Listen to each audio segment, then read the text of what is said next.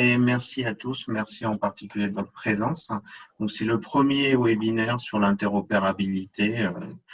Nous serons deux à le présenter. Je suis Thierry Dain, je dirige le pôle affaires médicales et labellisation à l'Agence du numérique en santé, où nous occupons en particulier d'interopérabilité et de la couche métier du cadre d'interopérabilité. Et je suis Manuel Metz, je suis responsable de l'activité urbanisation et interopérabilité technique à l'ANS également. Et donc nous, mon équipe s'occupe plutôt de la couche services et transports, ce qu'on appellerait l'interopérabilité technique. On en reparlera lors de la présentation. L'Agence du numérique en santé, ex-ASIP Santé, a 3 missions. La première, c'est créer les conditions du développement et de la régulation du numérique en santé. Et c'est dans ce cadre-là qu'on a 2 principaux référentiels. Un qui s'appelle le cadre d'interopérabilité des systèmes d'information de santé. Et donc, c'est dans ce cadre-là que ce séminaire a lieu. Et puis un autre qui s'appelle la PGSSIS qui traite de la sécurité. Donc, c'est vraiment dans le cadre de la mission 1 là qu'a lieu ce webinaire. La deuxième, c'est permettre aux professionnels et aux usagers de bénéficier de l'innovation et des mutations numériques. C'est essentiellement derrière de l'accompagnement. Et la troisième, c'est assister les pouvoirs publics dans la conduite de projets numériques d'intérêt national. C'est de la construction de systèmes ex-DMP, par exemple, l'AMS Santé, le SI-SAMU, le portail des signalements. Ce webinaire sera divisé en 3 parties, le besoin d'échange et l'interopérabilité, le cadre d'interopérabilité, son contenu, son organisation et ses vocabulaires, et le processus d'élaboration. Alors, prenons tout de suite un cas d'usage, parce que c'est vraiment important en interopérabilité de bien partir sur le cas d'usage. Et vraiment, en interopérabilité, on parle d'échange entre 2 systèmes. Donc, prenons le cas d'usage du compte-rendu de biologie médicale. On a un biologiste à gauche qui nous dit « J'ai besoin d'échanger un compte-rendu, d'émettre un compte-rendu de biologie médicale ». Et à droite, un médecin qui a dit « J'ai besoin de consulter ce compte-rendu pour mon patient pour pouvoir mieux le traiter ». Et donc, le sujet de l'interopérabilité, c'est comment interagir entre plusieurs systèmes, comment doit-on structurer ce document médical pour qu'il soit reconnu par tous les systèmes, qu'il puisse être émis côté système de gestion de laboratoire et qu'il puisse être compris, lu au niveau des logiciels de professionnels de santé. Alors, pour faire ça, en réalité, il faut un langage de référence qui permette l'échange. C'est la seule façon de pouvoir assurer l'interopérabilité. Il y a une notion qui est extrêmement importante en interopérabilité, c'est que l'interopérabilité, c'est essentiellement de la standardisation d'interface. C'est-à-dire que quand je veux échanger des données entre systèmes, je peux avoir des interfaces qui soient compatibles. C'est ce qu'on voit à gauche. On voit par exemple que le système A peut échanger avec le système B, le système C peut échanger avec le système D, mais quand on veut échanger de A vers D, ça va être compliqué parce que les interfaces sont compatibles que 2 à 2. Donc 2 systèmes compatibles peuvent communiquer entre eux, mais à chaque fois qu'on va rajouter un système, il va falloir faire un effort d'adaptation, faire éventuellement de la nouvelle spécification, de nouveaux tests, de nouveaux développements, de nouveaux tests. C'est ce qu'on voit par le schéma à gauche avec cette schématisation d'interfaces qui, certes, existent, mais sont incompatibles et ne s'emboîtent pas entre elles. Ça, c'est la compatibilité, ce n'est pas de l'interopérabilité. L'interopérabilité, c'est vraiment standardiser les interfaces de façon à ce que tous les logiciels qui implémentent cette interface standardisée puissent communiquer entre eux. Des systèmes interopérables communiquent entre eux de fait sans dépendre d'une adaptation. C'est ce que l'on voit dans le petit schéma avec les petits ronds. Tous les systèmes implémentent la même interface, la même spécification d'interopérabilité, et donc l'échange de données, l'échange de documents peut parfaitement être croisé, et cette fois-ci, A peut échanger avec D, A avec B, etc., etc. C'est vraiment cette standardisation des échanges qui permet l'interopérabilité. Alors, le cadre d'interopérabilité des systèmes d'information de santé, qui est édité par l'ASIP Santé dans le cadre de sa première mission, contient des spécifications d'interopérabilité réutilisables par tous les acteurs des secteurs sanitaires et puis médico-social. C'est une priorité d'ailleurs de la feuille de route, cette action côté interopérabilité médico-sociale. Les grands enjeux de l'interopérabilité et du cadre d'interopérabilité, c'est vraiment faire émerger une offre industrielle standardisée avec ces interfaces standardisées de façon à ce que quand les logiciels sont déployés sur le terrain, ils soient rapidement ou presque immédiatement opérationnels, en permettant au système d'information d'interagir entre eux, en limitant les efforts de développement. C'est vraiment cette partie-là de standardisation. S'il n'y avait qu'une chose à retenir dans cette première partie de ce webinaire, c'est l'interopérabilité, c'est la standardisation des interfaces pour un cas d'usage déterminé. Dans cette partie, je vais vous présenter un peu comment s'organise le cadre d'interopérabilité et un peu l'articulation de toutes les notions qu'on peut entendre autour du concept d'interopérabilité, du cadre d'interopérabilité et de tous ces éléments connexes. Globalement, le cadre d'interopérabilité, donc, qui pour rappel est un ensemble de spécifications qui permet de définir un standard, de standardiser un échange d'informations. Il tire ces éléments pour faire ces spécifications au service des usages de 3 grands domaines. Le domaine des standards, on en a déjà parlé, on cherche la norme ou le standard le plus adapté à la mise en œuvre et le plus ouvert et le plus international possible, tout en restant sur des standards qui sont maintenus et utilisés sur le terrain.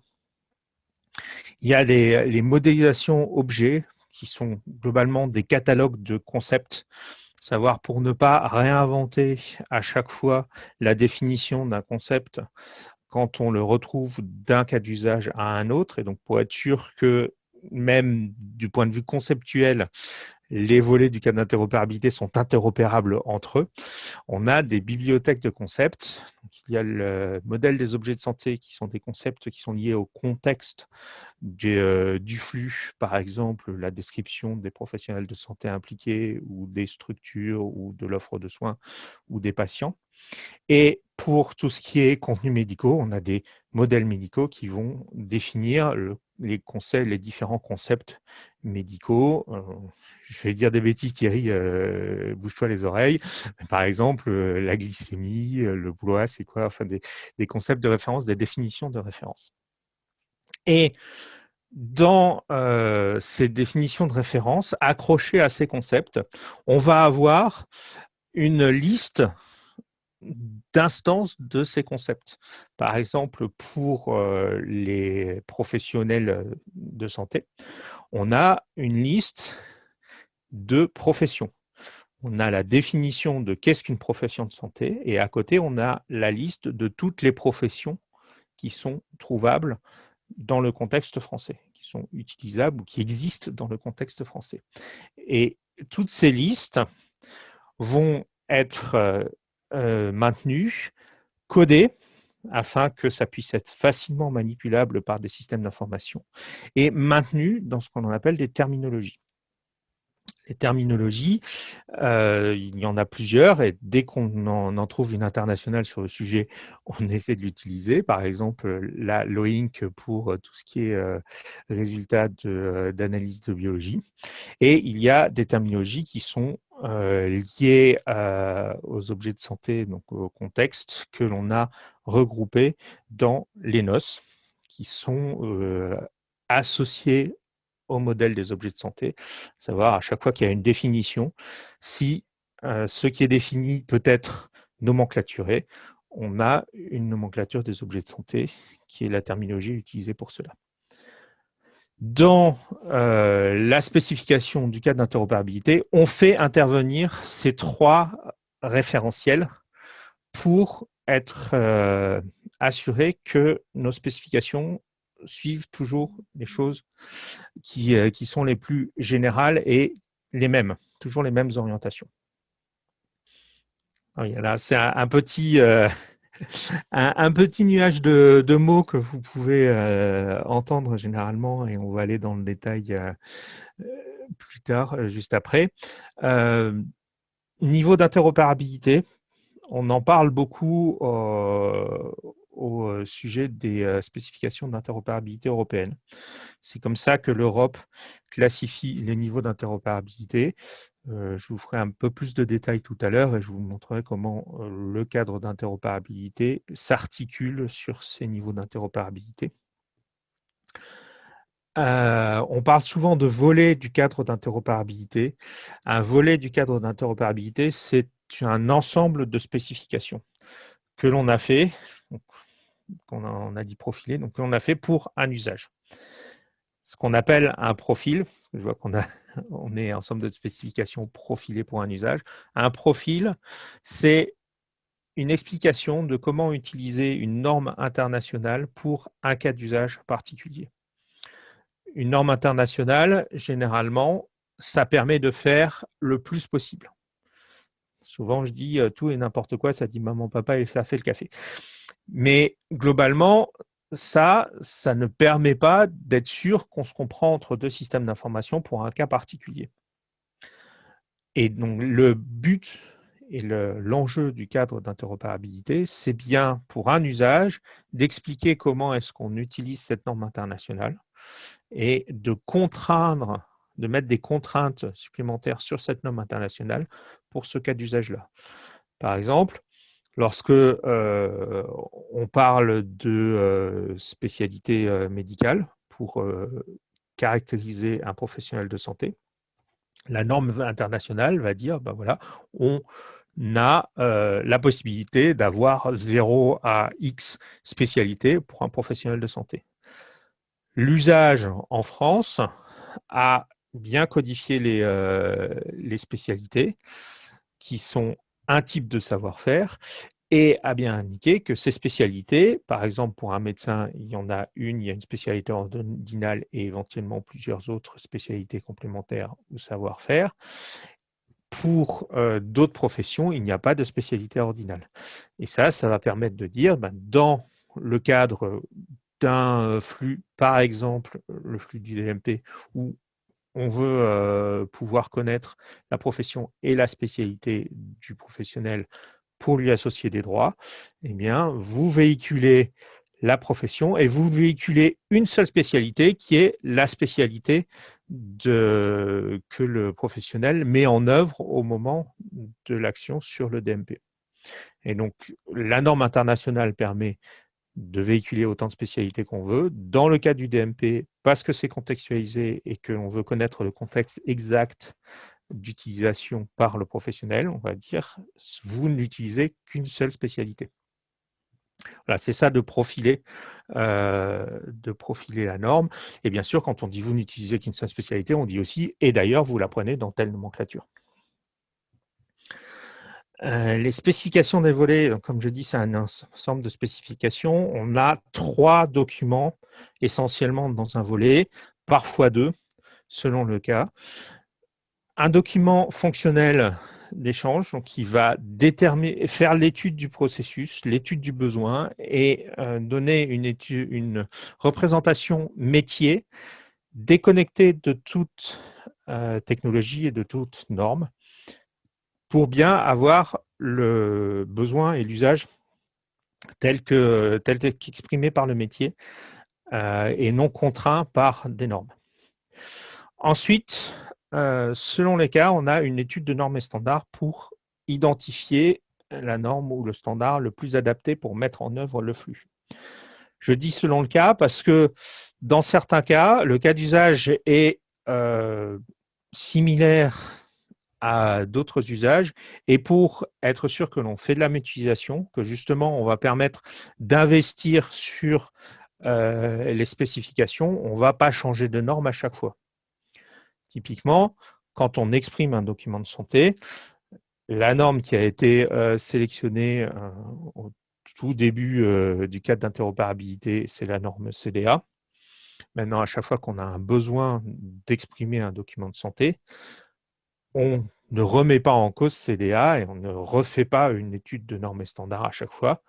On va refaire une spécification en CDA parce que c'est un document de santé. Et ensuite, il y a donc les spécifications techniques qui expliquent comment est-ce que le cas d'usage métier déconnecté de la technique est mis en œuvre avec le standard et comment est-ce qu'on va coder ce cas d'usage, les besoins d'échange dans ce cas d'usage. Et enfin, les couches du cadre d'interopérabilité, parce que ce n'est pas assez complexe tout ça, on a rajouté un peu des choses pour les organiser différemment. On présente le cadre d'interopérabilité selon 3 couches. Une couche métier, une couche service, une couche transport. Le principe étant que c'est un entonnoir, entre guillemets. On a une couche transport qui est là pour indiquer comment est-ce que les systèmes d'information se connectent, en fait, initient les échanges. Et le principe est d'avoir peu de spécifications différentes du transport et que toutes les interactions entre les systèmes d'information utilisent le même transport afin que ça puisse être mutualisé. Une couche service qui définit l'interaction entre les systèmes d'information de santé selon l'usage que l'on veut faire. Par exemple, je dépose un document ou je vais rechercher un document ou je vais chercher les disponibilités dans un agenda de professionnels de santé ou je décris la situation d'un patient pour avoir les recommandations vaccinales officielles sur le sujet. Donc, ce sont des interactions directes entre systèmes d'information. Et enfin, une couche métier qui, là, va codifier le contenu métier de l'interaction. Par exemple, quand je dépose un document ou je recherche un document, ça c'est spécifié dans la couche service. La couche métier va spécifier le document en tant que tel et va dire, pour un compte-rendu de biologie, on utilise le CDA de cette manière. On va exprimer les différents résultats avec une observation qui va indiquer quel est le test qui a été fait et un résultat avec une codification des unités de mesure qui expriment ce résultat, par exemple. Donc, plusieurs volets métiers peuvent être mis en œuvre sur un seul volet de service. Typiquement, quand on s'occupe de partager des documents de santé. On a plusieurs types de documents de santé, le volet de synthèse médicale, le compte-rendu de bio, les comptes rendus d'anatomocytopathologie, le carnet de vaccination, par exemple.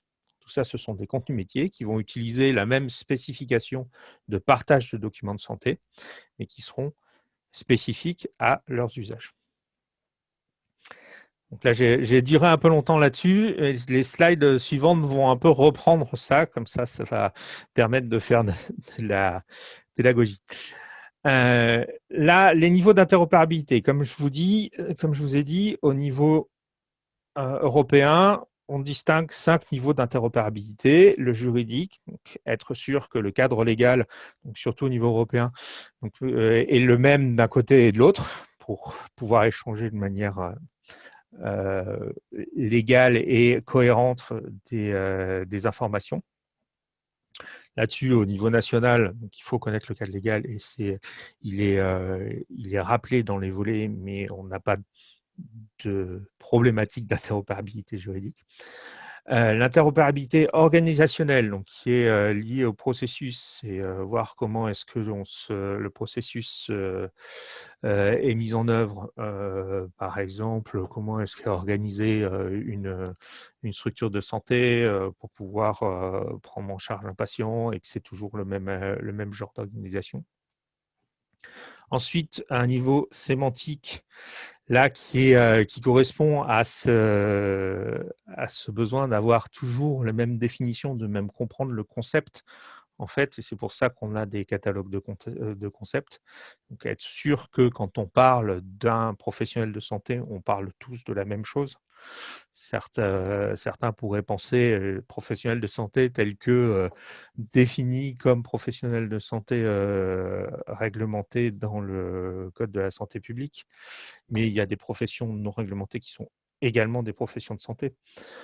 D'autres pourraient comprendre professionnels de santé seulement ceux qui sont intégrés dans le référentiel partagé des professionnels de santé. Voilà, donc là, c'est vraiment avoir une définition partagée par tout le monde de ce qu'est ce concept-là.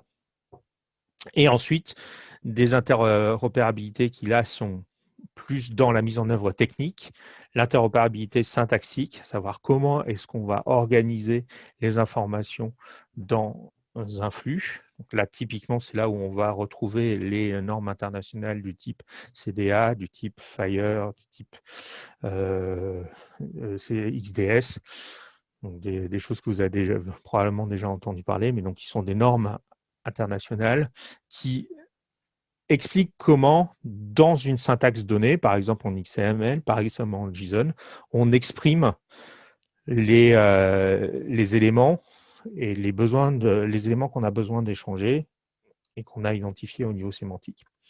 Et ensuite, une interopérabilité technique qui est là une interopérabilité bas niveau sur comment est-ce qu'on connecte les systèmes d'information et qui correspond globalement à ce que je vous ai expliqué pour la couche transport du cadre d'interopérabilité.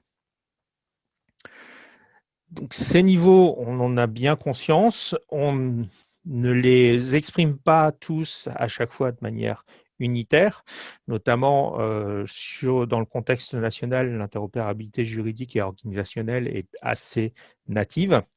Néanmoins, il y a toujours une petite étude sur ce niveau-là et dans la slide suivante, voilà comment se positionnent les volets du cadre d'interopérabilité sur ces niveaux.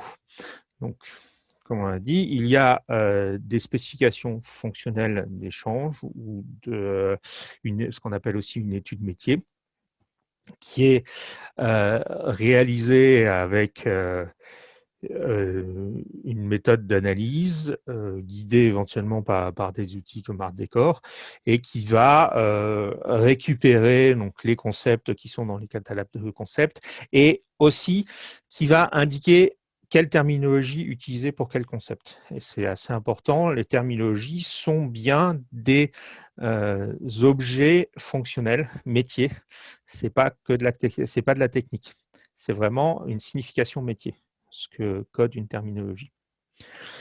Et ensuite, donc, dans les volets, on a éventuellement une méthode de normes et standards. Non, je n'ai pas tout à fait fini. On a éventuellement une étude de normes et standards donc, qui va s'occuper de sélectionner la bonne syntaxe ou les bons éléments au niveau technique s'il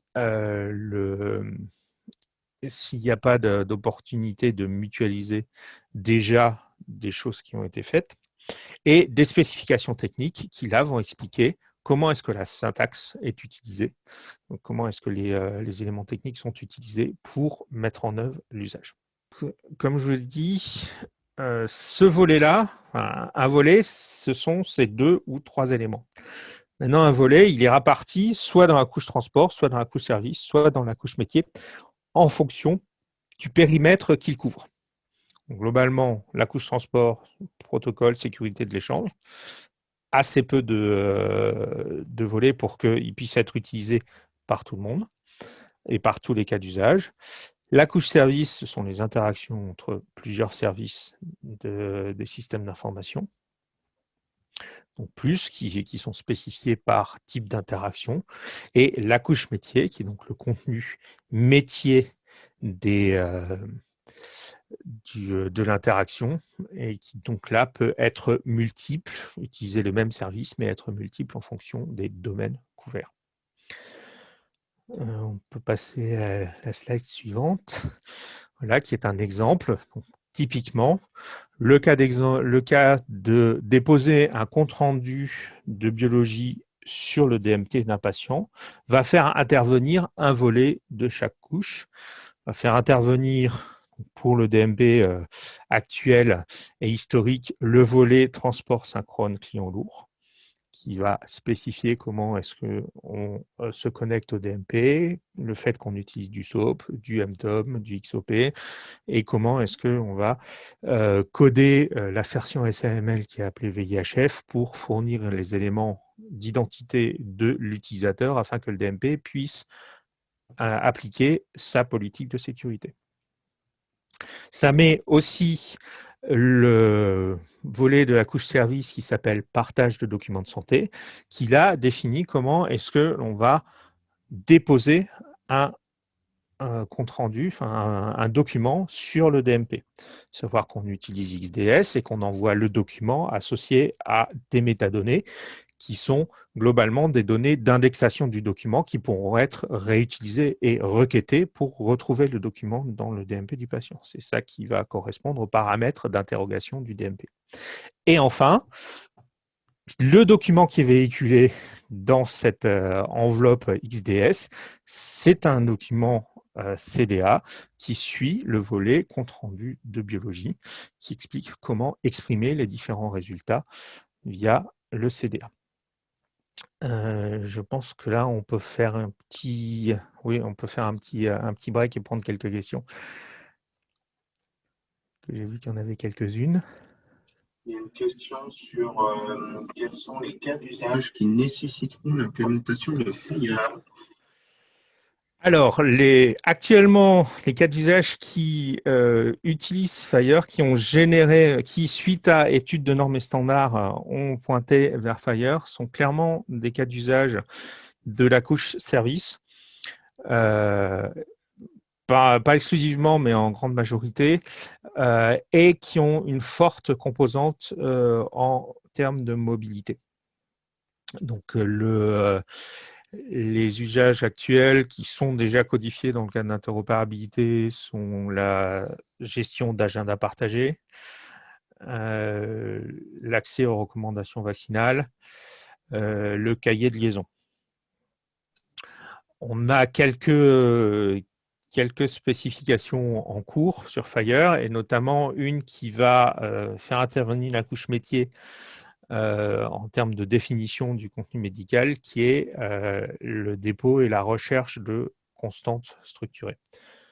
Par exemple, la température, le poids, la pression artérielle, le rythme cardiaque et plein d'autres choses beaucoup plus drôles que Thierry pourra mieux expliquer que moi, si vous voulez. Mais c'est pareil, ça utilise une structure, un service qui est un service Fire, qui est juste comment déposer une constante sur un entrepôt de constantes structurées, et des spécifications métiers qui, là, sont par constante, et quelle que soit la constante, on utilise la même couche service. Je ne sais pas si tu veux compléter, Thierry. Non, c'est exactement très clair. On a une deuxième question sur existe-t-il une liste exhaustive des cas d'usage qu'il est prévu de décrire dans le cadre d'interopérabilité? Si oui, un calendrier de réalisation a-t-il été posé? Alors, on n'a pas de liste exhaustive jusqu'à la fin des temps. Le cadre d'interopérabilité évolue de manière organique en fonction des besoins qui lui sont remontés. Donc, on a une gouvernance qui organise le cadre d'interopérabilité, justement, et qui permet de prendre ces expressions de besoin, de les étudier, de voir comment les prendre en compte et de les prioriser, parce que on a une équipe qui est relativement limitée en termes de nombre de personnes, et donc il faut pouvoir prioriser ces cas d'usage. Donc, sur les besoins qui sont exprimés, il y a des comitologies, donc notamment un comité de pilotage et un comité de concertation qui vont l'un après l'autre analyser ces besoins et les positionner en termes de priorité. Et donc ça, le comité a eu lieu la semaine dernière. Et donc, il y aura, d'ailleurs, je crois qu'il est déjà publié, le compte-rendu avec justement la liste exhaustive des cas d'usage qui vont être traités dans la prochaine session, on va dire, dans le prochain cycle de mise en œuvre du cadre d'interopérabilité. Ensuite, il faut à chaque fois cadrer le besoin et c'est une fois qu'on a cadré le besoin qu'on peut avoir un calendrier de réalisation. Là, le cadrage de besoin se fait avec le porteur du besoin et selon le cas, on a un calendrier qui est plus direct et qui est posé directement ou on a un peu un calendrier qui attend des jalons du projet en particulier. Donc là, Thierry vous a mis les liens sur la description de la démarche d'élaboration du Canada Europe et surtout de la gouvernance. On a refondu un peu la gouvernance cette année pour que ce soit plus proche des besoins de terrain, que ce soit plus en accord avec des choses qui vont être mises en œuvre. Donc, on a vraiment un accent sur le fait qu'on ait des porteurs métiers et que ces porteurs métiers s'engagent à mettre en œuvre les spécifications qui sont faites. Et donc, et une formulation meilleure et une meilleure publicité de ces éléments-là.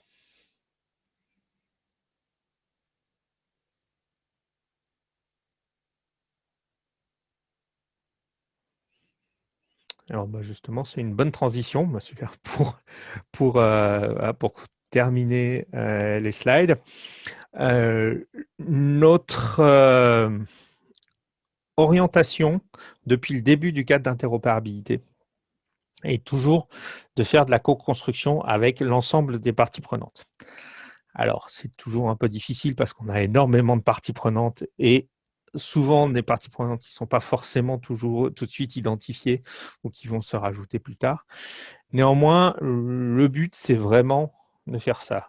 C'est pour ça que les besoins d'interopérabilité peuvent être exprimés par n'importe qui dans le cadre de formulaires et ces formulaires d'expression de besoin d'interopérabilité sont remontés à la gouvernance du cadre d'interopérabilité pour être intégrés dans le plan de travail sur chaque cycle.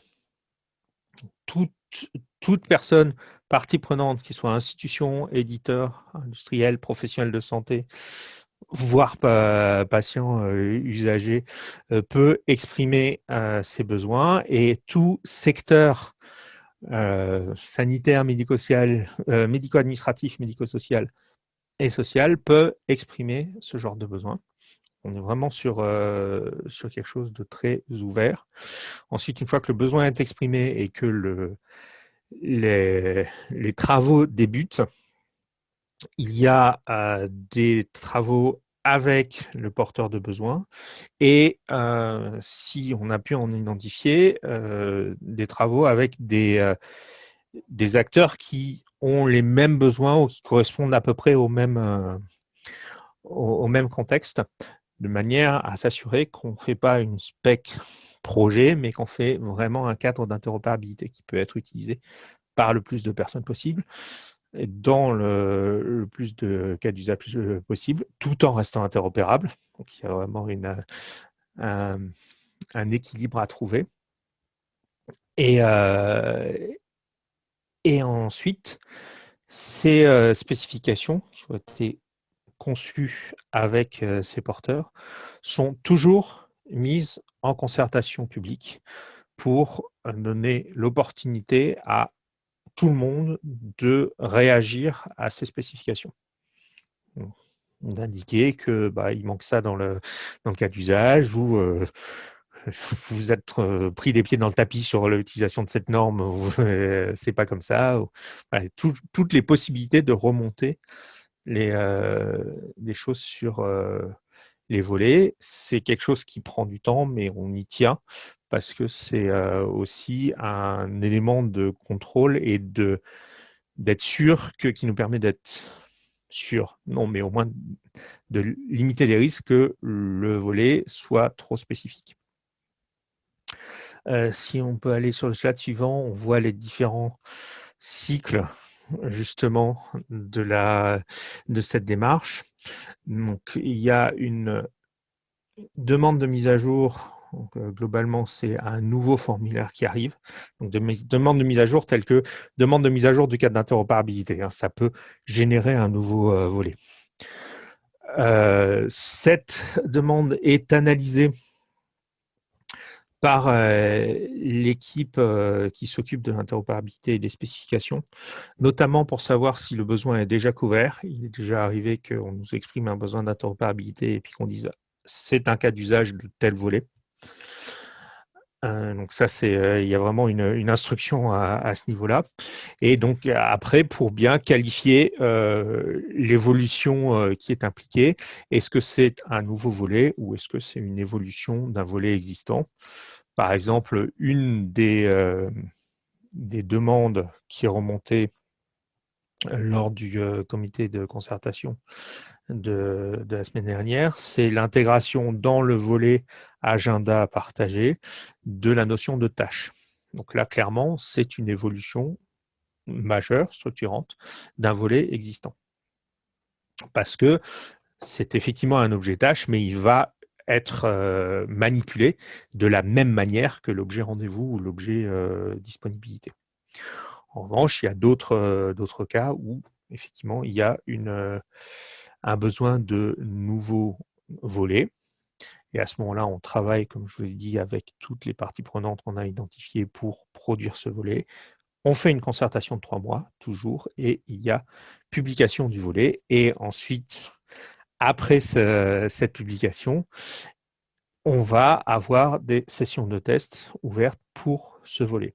Et la conception d'un volet, ce n'est pas simplement la spécification de la syntaxe, mais il y a aussi tout ce qui est production des éléments qui permettent de tester l'implémentation de ce volet.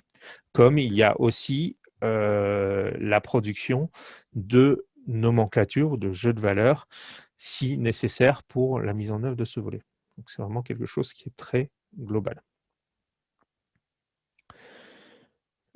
C'est vraiment ce qu'on voulait vous dire aujourd'hui sur le cadre d'Interop. C'est vraiment une introduction, une mise en perspective de qu'est-ce qu'il y a dans le cadre d'Interop et comment il est fait. Si vous voulez aller plus loin dans ce qui se passe sur l'interopérabilité, donc il faut savoir qu'on a, donc, comme je vous ai expliqué, une nouvelle gouvernance qui implique plus de gens. On a l'outil Convergence qui était l'objet d'un webinaire de la semaine dernière, qui est un outil d'auto-évaluation qui a une grande partie interopérabilité, justement, pour que les services au niveau régional, puis les industriels, puis les structures s'auto-évaluent sur la mise en œuvre de nos spécifications d'interopérabilité, entre autres, mais c'est un élément important. L'espace de test d'interopérabilité dont on vous a parlé est, je ne sais plus, ouvert ou va ouvrir. Il va ouvrir mi-octobre et il sera donc basé sur l'outil Gazelle, qui est l'outil des connectatons IHE. Donc, l'avantage aussi, c'est que si vous montez ensuite sur les connectatons internationaux, vous serez déjà familiarisé aussi avec cet outil.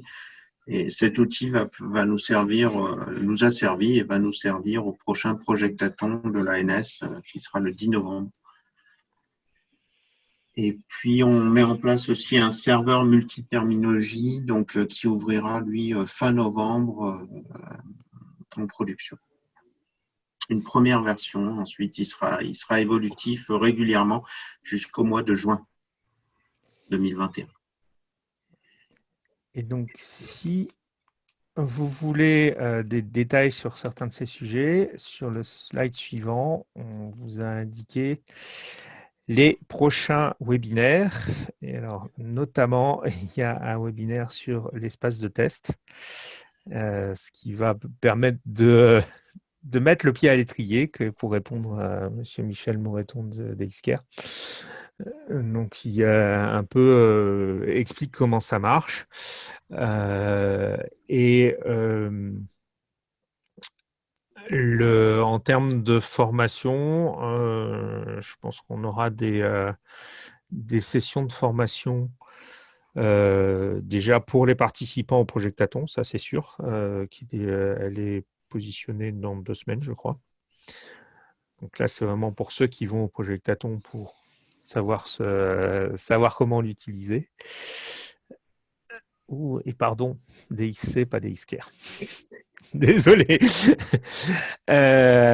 Et ensuite, donc, comme le but, c'est que Gazelle notre Gazelle soit ouvert à l'ensemble des acteurs du territoire, enfin du secteur, il y aura clairement de la documentation pour se former, probablement soit des webinaires, soit des enregistrements, enfin des webinaires filmés que l'on pourra se repasser pour la formation. On vous donne rendez-vous au prochain webinaire donc sur l'interopérabilité. Vous avez vu, il y en a encore pas mal qui vont se dérouler, notamment sur le mois d'octobre et novembre. Merci à tous. Bon après-midi.